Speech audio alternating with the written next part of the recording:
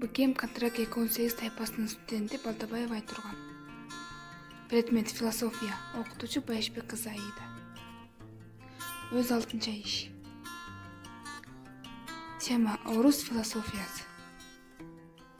Орус философиясынын калыптануу процесси узак убакытка созулган.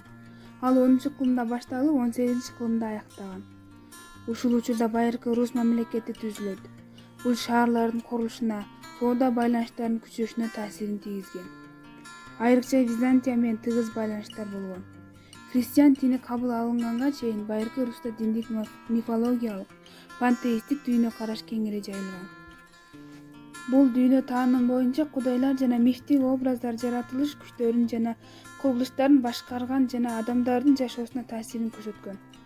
Буюмдарга жакшы жана жаман күчтөр жашайт жана алар менен байланышуу үчүн түрдүү ритуалдар, төлгө салуу, курбандык чалуулар болгон. Язычниктер боюнча тело өлөт, ал эми жан болсо түбөлүктүү. Адам өлгөндөн кийин жан телодон бөлүнүп чыгат. 988-жылы христиан дини мамлекеттик дин катары кабыл алынат. Диндик философиянын өнүгүүсүнө Иоанн Дамаскиндин авторитети чоң болгон. Философиялык ойлор болгон ойчулдары Кирилл жана Мефодий аркылуу жайылган. Кириллдин ою боюнча Кудай адамдарды периштелер менен жанбарлардын ортосуна койгон. Жанбарлардын акылы жана тили менен айырмаланат. Периштелердин каары жана айбанча жакындашкысы келе берүүсү менен айырмаланат. Адам эмнеге жакындашат? Жогору жаккабы же төмөнгөбү?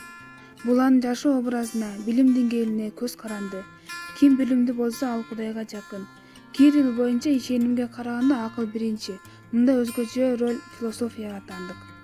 Мындан сырткары Иоанн, Энзар Болгарский, Иларион, Климент Смолятыч, Кирилл Троцкий жана башкалар кеңири белгилүү болушкан. 17-кылымда орто кылым мезгили аяктап, 18-кылымда өлкөнүн тарыхында жаңы доор башталат. Москва падышасы Рустун ордуна Петербург императордук Россия келет. Петр бир жүргүзгөн 17-кылымдын аягы, 18-кылымдын башындагы реформалар коомдук турмуштун бардык жактарын камтыган. Абсолютизм, бекемдешин жана өлкөнү европалаштыруу процесси жүрөт. Маданиятта ири өзгөрүүлөр жүрөт. Атайын жана жалпы билим берүүчү мектептер уюштурулат. Жаштар чет мамлекеттерге окууга жибериле баштайт жана чет элдик окумуштуулар жана кесип ээлери чакырыла баштайт. Федор Прокопович жалпы пайда түшүнүгүн мамлекеттин негизги идеологиялык принципи катары киргизген. Биринчиден, диккандарды ак ниет, эмгектенүүгө жана мыйзамга баш ийүүгө чакырат. Экинчи жагынан, помещиктердин крепостной диккандарга болгон эзүүсүнүн чексиздигин жана мыкаачылыгын сындаган. Анткени өз эрки менен болуу мамлекетте материалдык жана моралдык зыянга алып келет. Бул жалпы пайдага, кызыкчылыкка зыян болуп саналат. Федор Прокопович баярлар менен дин кызматкерлеринин митээлигин, ичип жеп жыргашын сындайт. Өндөр жайчылар, соодагерлер, кызматчы дворяндар, чиновниктер жалпы пайданы көбөйтүшөт. Мүлктүк теңсиздик, табигыйчылык бул Кудай тарабынан, жаратылыш тарабынан берилген. Мамлекет тынчтыкты, коомдук тартипти, чыныгы закондуулукту, өнөр жай менен сооданын, билим берүүнүн өнүгүүсүн камсыз кылыш керек. Жалпы билимдүүлүк нраваны жакшыртат, адам жетишкендигин жогору көтөрөт. Илимий дружинанын көрүнүктүү ойчулу болуп Василий Никитич Татищев эсептелет. Ал рухий жана светтик жашоону ажыратып караган. Рухий жашоо жанды сактоого аракеттенсе, светтик жашоо жердеги бакыт үчүн умтулат. Татищев бийлик закондун негизинде жашап тураарын белгилейт. Закон элдин эркинин көрүнүшү. Ал илимдерди классификацияга бөлгөн. Алар керек, пайдалуу жана зыяндуу да болушу мүмкүн. Философиядагы алгачкы проблема жан менен телонун проблемасы. Тело өлөт, ал эми жан түбөлүктүү. Татищев туубаса идеялар жөнүндө концепцияны жактайт. Акылдын өнүгүүсүнүн каражаты билим окутуу. Илимий дружинанын көптөгөн идеяларын Михаил Васильевич Ломоносов өнүктүргөн. Ал алгачкы дүйнөлүк атка ээ болгон окумуштуу улуу эсептелет.